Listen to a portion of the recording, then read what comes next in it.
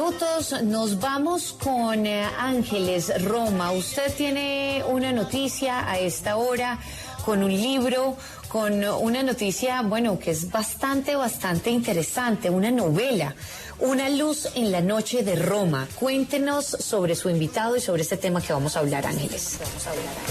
Es una novela apasionante que cuenta una historia de amor entre dos jóvenes en el contexto de la Segunda Guerra Mundial en la ciudad eterna. Esta historia de amor es el pretexto para hablar de un hecho real verdaderamente apasionante. Ni los guiones de las películas de espías o de de James Bond, de Jason Bourne, son tan interesantes y trepidantes como la historia que se esconde detrás de esta novela. Jesús Sánchez Adalid es un sacerdote y prolífico escritor español, extremeño, que ha escrito este libro. Lo tenemos con nosotros. Jesús, muy buenas tardes. Buenas tardes, es un placer. Jesús, la primera pregunta, por tanto, tiene que ser obligatoriamente: ¿cuál es la historia, una historia de salvación, que se esconde tras la ficción que nos cuenta en esta novela, en Una luz en la noche de Roma? En el año 2019 estábamos ya en plena pandemia cuando recibo una carta un poco enigmática de parte de un tal Ángel López, que era el director del hospital de la isla tiberina de Roma, llamado Fate Bene Fratelli, en la cual me decía que después de la apertura del archivo secreto Vaticano, una idea genial del Papa Francisco, salieron a la luz unos documentos que implicaban al hospital y que podían tener interés para contar una historia. Y me encuentro de pronto con que en el hospital habían salvado a bastantes familias de judíos del gueto de Roma, incluidos 70 niños, gracias a la invención de una pandemia, el llamado síndrome K. Los médicos, cuando vieron que los nazis montaban en los camiones, subían a los camiones a los pequeños para llevarlos a Auschwitz, inmediatamente, como algunos de ellos eran europeos y ya habían tenido el precedente de lo que había sucedido en sus ciudades de origen, pues quisieron salvarlos y los subieron a las ambulancias y los llevaron al hospital, y claro, con la amenaza de que la Gestapo podía entrar en cualquier momento y descubrir lo que había allá. Y entonces es cuando inventan la pandemia para que, aterrorizados, los guardias de la Gestapo no entraran en el hospital por temor a contagiarse.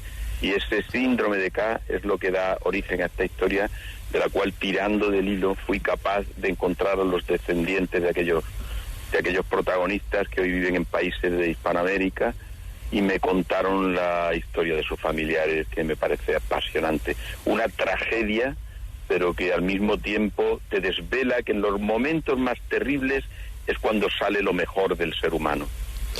Jesús, a mí me gustaría indagar en ese arduo trabajo durante varios años de investigación. ¿Cómo llega usted a contactar con esos descendientes, con esos familiares de los protagonistas de su novela, que al final son clave en toda la historia?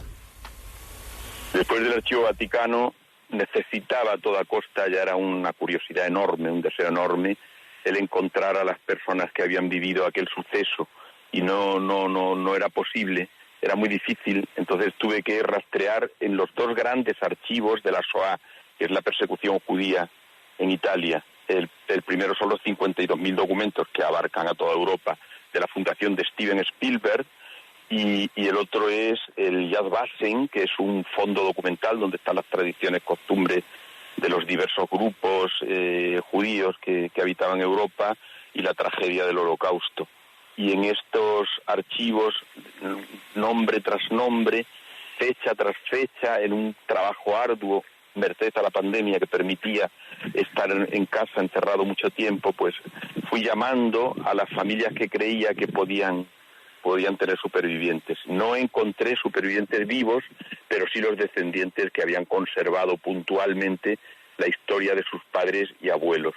En un principio no querían contar nada porque temían que los periodistas se interesaran, que fueran las cadenas televisivas, que fueran a entorpecer su vida y a molestarlos. Pero después me llamaron sus abogados, me hicieron firmar un documento notarial por el cual yo me comprometía a no desvelar los nombres de estos dos jóvenes enamorados, ella de una familia nobiliaria, aristocrática de Roma, y él un joven judío intrépido que pertenecía a una de las organizaciones clandestinas antifascistas. Y me contaron todo, siempre que yo no desvelara quiénes son, pero bueno, ahí está la historia puntualmente, con además unas variantes muy interesantes, porque es en este momento la llamada Radio Victoria, que era una radio clandestina, se guardó en el hospital y desde ahí se emitía a los ejércitos aliados que estaban pendientes de conocer cuáles eran las defensas de Roma para poder liberar la ciudad. Esta radio se conoce de su existencia, aparece en los documentos de los ejércitos americanos e ingleses, pero nadie sabía que había estado en el hospital, y gracias a este testimonio yo pude descubrir quién llevó la radio, dónde estuvo la radio y cuál fue el final de esa radio.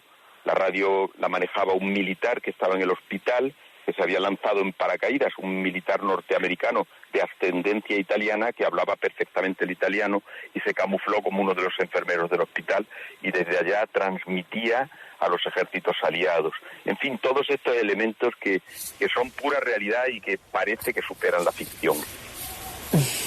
Realmente espectacular. Jesús, ¿cómo se puede ocultar, digamos, una pandemia? Ya hemos vivido varias y pues sabemos, digamos, las consecuencias que eso trae y la afectación, sobre todo en el cuerpo humano. ¿Cómo se puede fingir una pandemia? Los médicos fueron muy inteligentes. Había 3 médicos, el doctor Borromeo, que era el primario del hospital, otro doctor judío, el doctor Sacerdoti, y Osicini, estudiante de último curso de medicina que estaba haciendo las prácticas. Ellos inventaron la pandemia y convencieron a todo el personal del hospital de la manera en que podían fingir los síntomas, que era abrir mucho los ojos, los rociaban con agua para que parecieran sudores, los hacían que estuvieran enajenados, que tosieran permanentemente, que imitasen la ronquera. Incluso hubo un médico alemán de la Gestapo que observó desde fuera todo aquello, pensando que pudiera ser tal vez una artimaña, pero no, quedó convencido. De todas formas, yo creo que los generales alemanes no quisieron arriesgarse, no les merecía la pena por detener a esas personas el riesgo tan grande de haber entrado dentro de las tropas una enfermedad infecciosa que las hubiera diezmado, puesto que ya les había pasado esto en Polonia y en Hungría, donde la tuberculosis estaba causando estragos entre los soldados. Y además estos fueron tan hábiles que bautizaron la pandemia con el nombre síndrome K. Hacía referencia lejana al síndrome de Koch, que es la tuberculosis, que no hacía tanto tiempo que se había descubierto y que estaba perfectamente catalogada, ¿no? Pero sin embargo no era la enfermedad, porque si hubieran hecho un análisis los doctores hubieran descubierto que ahí no estaba el virus que había descubierto Koch. Pero sí es verdad que la K hace referencia también de manera irónica, porque para eso incluso tuvieron sentido del humor e inteligencia, hacía referencia a los nombres de los 3 jerarcas nazis y fascistas que estaban al frente de aquella terrible persecución. El primero era Kaiserling, que era el oficial alemán al frente de la gobernación de la ciudad de Roma. El otro era el jefe de la seguridad y por lo tanto de la Gestapo, Kappel. Y el tercero era Koch, precisamente con el nombre muy parecido al del síndrome de Koch, que lideraba la banda de Koch, que eran los fascistas italianos que colaboraban con los nazis en la persecución de los judíos.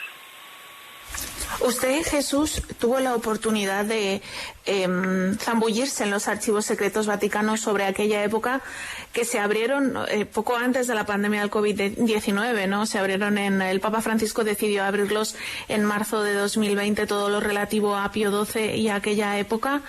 ¿Qué encontró usted en los archivos secretos del Vaticano? Ciertamente es necesario decir de manera previa que el hecho de que los archivos fueran catalogados o secretos despertaba sospechas, porque nada hay que alimente más la sospecha que el pensar que una cosa no se puede conocer o ver, ¿no? Y la verdad es que la finalidad de conservar guardados y secretos los archivos era porque comprometían los nombres de muchas personas que todavía estaban vivas, una cosa parecida a lo que hoy es la protección legal de datos, que es un elemento jurídico en relación a las redes y y a los datos que cualquier ciudadano pueda tener. Pero el Papa ya, cuando había pasado tiempo suficiente, más de 80 años, decidió, bueno, vamos a abrir esto, a ver qué encontramos acá, y es donde aparecen estas historias terribles, por supuesto, porque es un drama, pero por otro lado, historias tan hermosas como el síndrome de K. Los documentos que había en el archivo eran pocos, las cartas que se habían enviado desde el hospital, la respuesta que había dado Monseñor Montini desde el Vaticano, en la cual les decía que había que hacer todo lo posible por salvar a esos judíos, que el Vaticano estaba dispuesto a entregar alimentos, a favorecer los cauces de exilio de algunos de ellos, como por ejemplo Blandau, que era el superior general de la Orden de los Hermanos de San Juan de Dios, que escapó desde el hospital a Suiza. En fin, todos estos documentos a mí me fueron un poco como abriendo, ¿no? Abriendo las vías que después me sirvieron para investigar en los otros archivos y encontrarme con el resto de la historia. Y hablando del Papa Francisco, yo he visto imágenes suyas, Jesús, en la presentación de su libro en Roma, que pudo entregarle un ejemplar al Papa Francisco. ¿Cómo fue ese encuentro? Con el Papa Francisco fue maravilloso para mí, porque me reconoció inmediatamente, me llamó por mi nombre Adalid, por mi apellido, y después, cuando me tomó la mano, hojeó el libro y me dijo: debes saber que yo te leo y me encanta, y me animó a que siguiera por ese camino. Ya me habían dicho que el Papa Francisco había leído mis escritos anteriormente y que le gustaban, y además sigue también los escritos que hago en la revista Vida Nueva. Uh-huh. Respecto a, bueno, pues los papas, estos archivos secretos Vaticano, que es verdad que después se cambió la denominación para quitar la palabra secreto, ¿no? Que, como usted decía, suscitaban muchas suspicacias. Se refieren al pontificado de Pío XII. ¿Cree usted que al abrir estos archivos se disipa de alguna manera toda esta leyenda negra que se había creado en torno al pontífice que vivió la Segunda Guerra Mundial y el nazismo, y del que se conocían cosas, ¿no? Sobre todo, pues, por ejemplo, que había mandado a muchos judíos a Castel Gandolfo, y que muchos bebés de madres judías habían nacido en su propia cama en Castel Gandolfo? Cuestiones que ya se conocían, pero que quizá los archivos, la apertura de estos archivos en marzo de 2020 ha contribuido a limpiar la memoria del pontificado de Pío XII y su acción durante aquellos años. Indudablemente era necesario abrir esos archivos. Y lo que ahí se ha encontrado, pues es eso. El Papa Pío XII tuvo gran dificultad durante su pontificado, por supuesto que le tocó vivir uno de los momentos más oscuros, más tenebrosos de la historia del mundo, como fue esa terrible guerra mundial. Y una ciudad acosada por los ejércitos nazis, el Vaticano como una pequeña isla que intentaba diplomáticamente abrir vías de comunicación y de diálogo y no lo conseguía.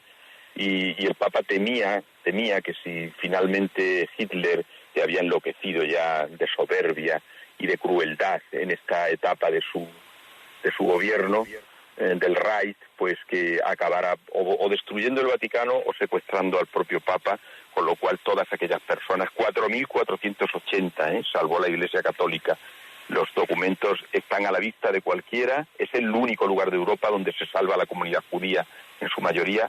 1.000 fueron deportados, es terrible, de los cuales regresan apenas 16 después de finalizada la Guerra Mundial, pero 4.480 se libraron en seminarios apostólicos, en las dependencias vaticanas, en las parroquias, en los salones parroquiales, en los colegios y en las casas de los católicos.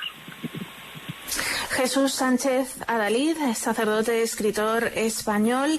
Apasionante esta historia que nos cuenta y que refleja en su última novela, Una luz en la noche de Roma. Muchísimas gracias por haber estado hoy con nosotros en la W. Fue un gusto. Muchas gracias a ustedes por compartir esta maravillosa historia que debe ser conocida.